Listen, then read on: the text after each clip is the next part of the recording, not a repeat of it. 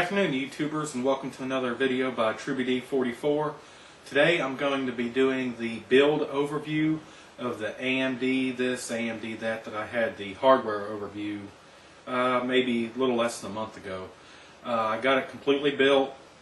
Of course, we've had some missteps along the way, and most of the missteps were due to faulty hardware, which, I've been building computers for a while, and normally everything I get from the manufacturer or from the retail stores are working.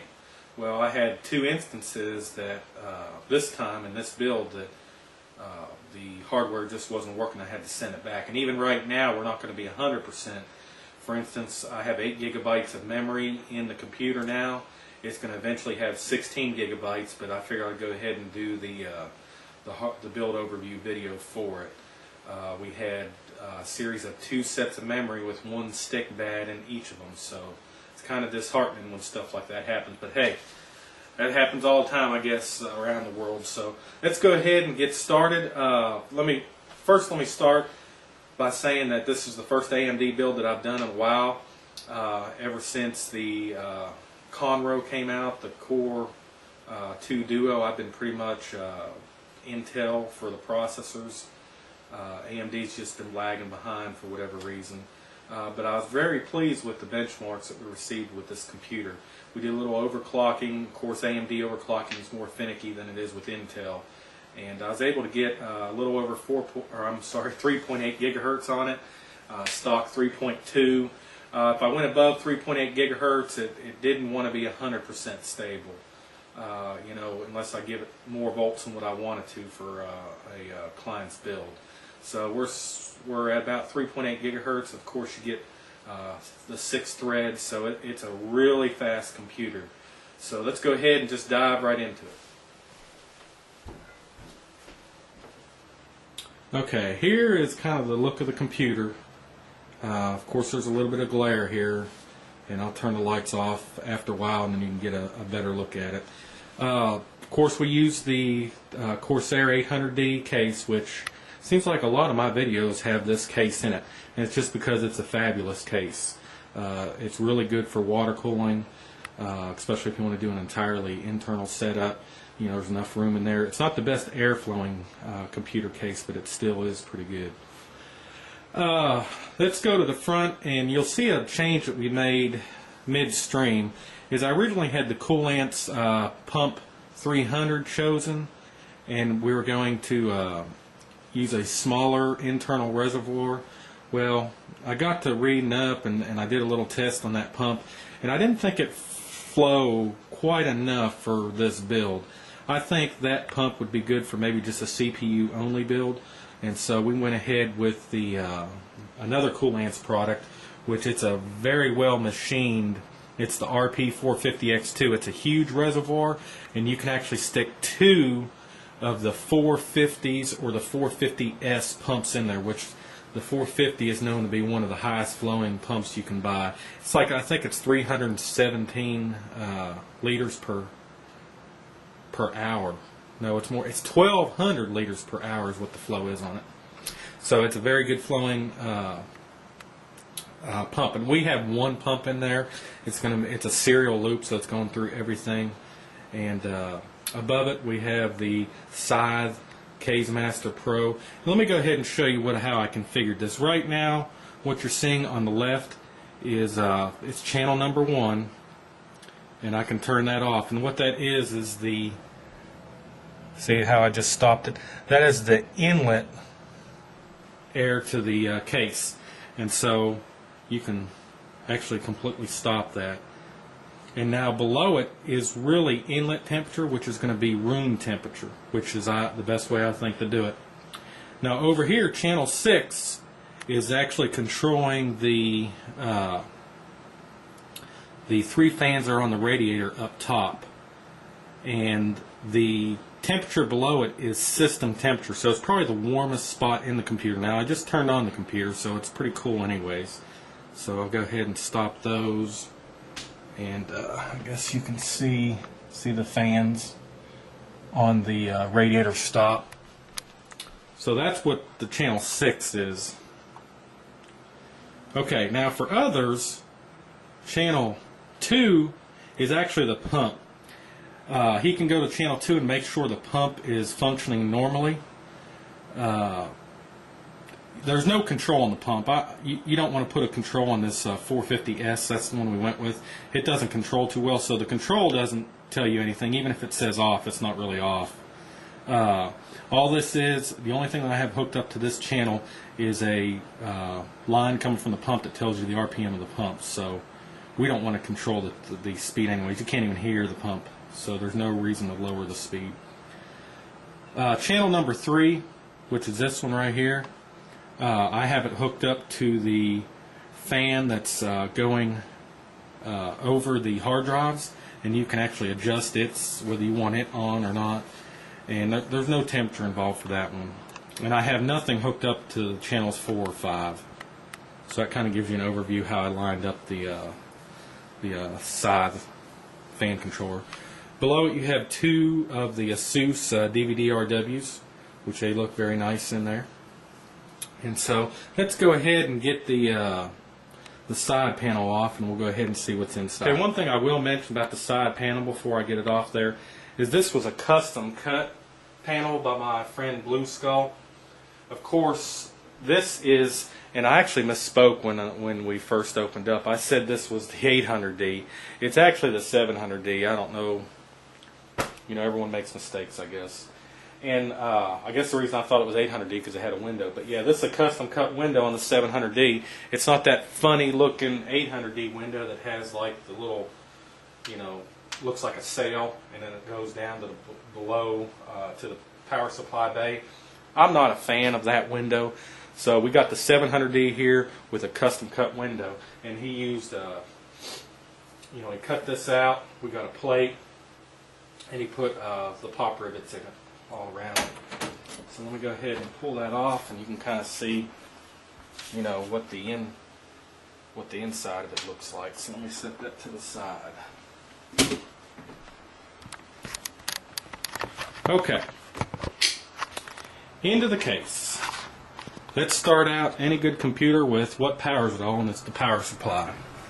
Okay, I think in the original build overview, he had a Cooler Master 800 watt power supply that he sent me, and I told him, I said, you know, you probably need to go with a different power supply. I think the 800 would have powered this computer, but I think it would have been barely.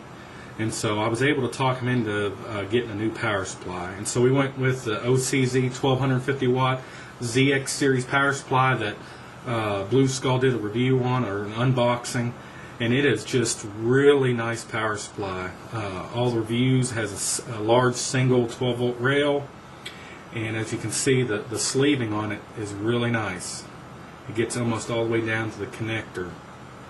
And if you look through there, and especially if you go to the 24-pin connector right there, see how it's really nice sleeving. You can't hardly see any of the separate colors of the wires. They do a really good job of heat shrinking it.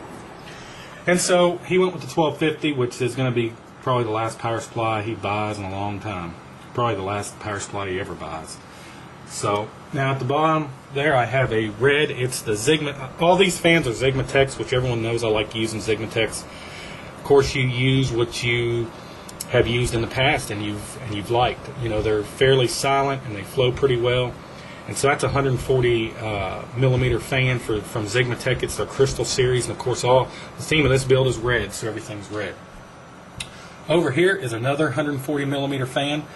It is the one that's on channel 3 that I showed you from the front. It actually blows cool air over the hard drives, where he has two, right here is going to be two 1.5 terabyte hard drives of the Western Digital Greens.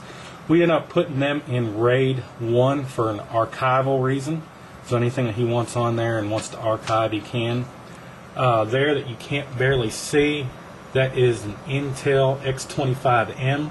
It's the 120 gigabyte version. That is what the operating system is on, and we have a Windows 7 Professional. And then right there is a 2 terabyte, I'm sorry, it's just a 1 terabyte Western Digital Black, and that's for his storage. That's going to be like quick storage. It's hooked up to the Serial ATA3 connector, and so he should get pretty fast storage capabilities on that. So I think that's a good setup. You have a SSD for the operating system, then you have a RAID 1 for like some stuff that you just don't want to lose, you know, for whatever reason, and then you have a quick way to put some stuff on the storage drive before you get it corrected and put it on your archival drive. So I think that's a really good setup, and I may do that in my build in the future. So kudos to the client for figuring that out. Okay, let's look at the meat of the build. Okay, I have the Coolant's CPU 360 block, as you can see there. The entire build is red themed, and we actually use the tubing springs on it, which I think gives a really nice contrast. You get kind of a red and black. See, the cards have kind of a black back plates on it, and the tubing themselves has the black tube springs. So I think that looks really nice. Of course, the AMD 1090T is under there, and like people said, it's not AMD's top of the line anymore, but it's pretty much the same processor. The 1100 is just like a speed bump up, which we're above what the 1100 is anyways. To the right of it is Mushkin memory, which is a change from what we had in the beginning. In the beginning we had 16 gigabytes of G-Skill memory, DDR3 1600 at latencies of 9. Well, one of those sticks were bad, so I told them, hey, let's go with Mushkin red line. We'll get DDR3 1600, and the timings on these are 7/9/28. I'm sorry, 7/9/8/24 is what the timings are on these. And so he ordered the RAM, and one of those had a bad stick, so it's currently in RMA right now. So can you believe it? I can't hardly believe it. Okay, going down is you have the two graphics cards, which is kind of the heart of the graphics power of this build. They are two 6970s. They are XFX branded. And one thing I noticed when I was putting the water blocks on them, they are Coolant's water blocks, which look really nice. Let's see if I can get it. Is, if you look at the back plate, the top card has the XFX symbol on it, and the bottom card does not. And you know what? That just annoys me for some reason. You know, one card they sent back to them had the updated XFX on it, and then the other one they didn't. And they're both XFX cards, so I don't understand. You know, they're both the same editions too. You think they would be the same, and for some reason that's just irking me. I don't know why, but I don't guess it's that big a deal. You can see on the back plate I put some slots that have the air ventilation, because like I said, this case is great for water cooling, but the air flow is not you know, the best that you can have, so we just have some added ventilations. You can see the OCZ wiring there. You can barely see the individual wires, and of course they're tied back to the back, and it looks really nice, I think. And then at the bottom, this is something else that I added. I built it, and I thought, you know what, he needs to know what the temperature of the coolant is. So I bought this. It's a Phobia temperature sensor. It's an inline temperature sensor, but there's actually an issue with it, and I'm going to go over that. Let's just go over that right now. Okay, let's go ahead and look at this temperature sensor. Here is another one that I have. I want to first say that there's not very many of these on the market right now. This is actually a standalone temperature sensor that has a, let me see if I can get a little closer here. It has an inline temperature sensor for water cooling. You know, Coolant's makes one, but it's not hooked to a standalone temperature readout like the one you just saw.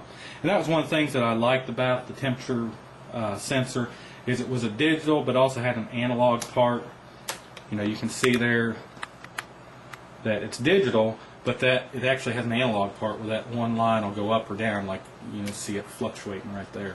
And I like that, so I thought it was different. But let's get to the problem that I had, and this was, you know, I've been doing water cooling for quite a while, and I've had the little drips here and there, but and the client doesn't actually know about this, so he's learning about this for the first time. I had the worst leak I ever had on a build. Now, it didn't get on anything, so I mean we were fine there, but it would have been my fault. And the reason is, it's something that those of you that are thinking about getting into water cooling, this is the problem. let me go ahead and focus on this connector. If you look at this connector here, see how long the threaded piece is? Well, I thought it was all standard for water cooling. You know, you'd have a certain length of this connector, and that's what everything was, and everything would work together. Well, even though it's a G1/4 fitting, it's actually longer than what a normal fitting would be by about half. Let me get another one that is what the length should be. Okay, so what I've done is I got another fitting we're going to compare this to. Okay, look at that. See how the pretty red fitting on the top is not as long as the one on the bottom? Well, normally you would think it isn't going to matter. Well, it does, because if this part, the threaded piece, is so long that you can't get the gasket to seal on the piece that you're connecting it to, it will cause a leak. And that's what happened. I mean, it's just too long. All the other fittings that I use are like that. They're shorter. And so this gasket will snug up against whatever you're putting it to. And if you can see in there, see, if you look down in this fitting, it's hard to see. There is, where the threads stop, there's a certain distance that your thread has to go. And this is too long. So if I try to connect these two, let's say I was going to be using this in a build, I go ahead and twist it on. See? That's as far as it'll go because it hits a stopper inside this threading. But look, the gasket is loose. It's not even touching, so that fitting will leak. And sorry to say, that is what happened to me. I had a leak. Now, I've since corrected it, of course, because I'm using it, because I like it. I was able to grind down that fitting a little bit, and then I found a fitting that had a deeper socket, which is that bits power fitting, so you can see the temperature sensor connector right there. And so, of course, it's not leaking now. But I had it in a different spot when I was originally put it in, and it was towards the front of the case. So I was standing there, and I was filling it, and my son actually caught it. He said, Daddy, look, it's leaking. So thanks, Colin, for that. And he saved me there. I didn't even notice it. So, because usually every time I do a water cooling build, I never have a leak. And so I guess it was a first for everything. So just be aware that all G1/4 fittings are not equal. You need to look at the depth, and every time you make a connection, you need to make sure the gasket seats. Now, if you stick with the same company for all your fittings, that would normally work. And this Phobia piece is the only piece I've ever had an issue with. You know, Bits Power, Coolants, EK, they all seem to have a shorter threaded area, so that's just something to be mindful. So let's go ahead and move on. Okay, so now let's go over the loop, the water cooling loop, which is ever so important. Okay, here is the back of the reservoir, and you can see the 450S pump right there. It's a huge pump. And this fitting up here we'll go over in more detail in a minute. But here's the outlet. The outlet comes down into the bottom 6970, goes up through it, and it goes into the second card and comes out the second card, and it goes into the center of the CPU 360 CPU water block. It comes out the top, angles around into the chipset water block. I'm sorry, motherboard water block, which is for the chipset. And it goes through the water block, and it ends up coming out right here into the radiator that I have at the top. Now this is a cross flow radiator, so it'll flow all the way down there, and it will come out here through this contraption that Blue Skull made, and it goes back into the reservoir. So that's kind of the water cooling loop. And that's something else we added since the hardware overview, is we added a motherboard water block. And like I've said in other videos, you don't get a lot of performance out of using it, but man, it does look nice when you have all those water cooling lines in there. Up top, I use the Sigmatech 120mm Crystal Series red fans, and I actually put some black fan shrouds on there. Normally I don't use those, but remember we're using the black tubing spring, so it's kind of giving everything the same theme. And I went ahead and put one on the back 140mm fan as well. And I think all of the black with the red looks really nice. Gives it kind of a completed look. One thing I may do is I may actually change the orientation of this fan. It's pulling out right now, but I may actually make it blow in, and it'll actually supply a little more air to the radiator up top. I'm not having any heat issues whatsoever, but I mean it may be a good idea to do that. So, okay, I wanted to bring your attention to this piece in here where my buddy Blue Skull figured out a problem we were having. You know, with this tube in here, when I build a computer for someone, it could be a long-term use computer, so they will have to maybe add coolant eventually. Even with a closed-loop system, you do get some evaporation. So with the previous build, we ended up drilling a hole in the top for a fill port. With this build, we decided that at first that we didn't want to drill a hole, and then we're like, how are we going to be able to fill this up? Well, the reason we can still fill this up is because of this connector right here and the way my friend, you know, used these fittings to design it. This one is obvious. If you make this long enough, you'll be able to pull the front connector out some. You know, this bottom piece here. Let me see. You know, this bottom piece, if you make this long enough, you'll be able to pull the connector out front. But what we were able to do is this second piece, because it's so close. It's so close that, you know, how can you put extra tubing here without it kinking? And so I'll show you how that works here in a second. So what I'm going to do is for the client to be able to fill his computer, all you have to do is unlock these tabs here, and then he can just push out the reservoir. I don't know if I got it correct. There we go. It went all the way unhooked. See, he can unhook and see how you can pull that out, and he has full access to his fill ports. So there you go. That's how you do it. You unhook those two connectors right there. You unhook these two. I actually have a screw on the other side, so I had to take the screw out because this is going to be shipped. And then you just pull it out. You put some more coolant in there, and then you push it back. Now let me show you what's actually happening with that fitting in the back. Okay, I'm zoomed up on the area that I want you to look at. You can see the inlet into the reservoir, and this is the outlet. Now what I'm going to do is I'm going to pull the reservoir from the front of the computer, and if you watch, you'll see how this connector right here, there's actually two 90s here, and with this extra tubing, you'll see how it flexes in order to be able to pull it out so you can fill the computer with more coolant. So what I'm going to do is I'm going to give it a little push. I'm going to pull it out. So if you saw that, it swiveled out so you can actually fill from the front. And then I'll slowly push it back in. And then I will go ahead and pull it back out again.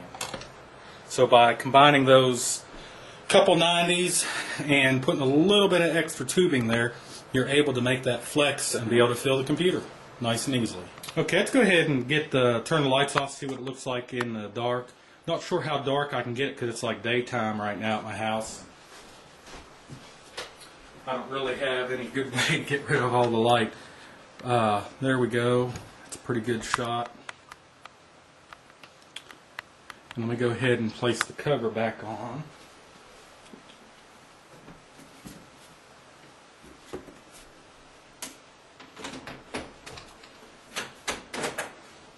Just like that. And there's some real glare on there now, but this is the build overview of the AMD this and AMD that, and let's get to some benchmarks.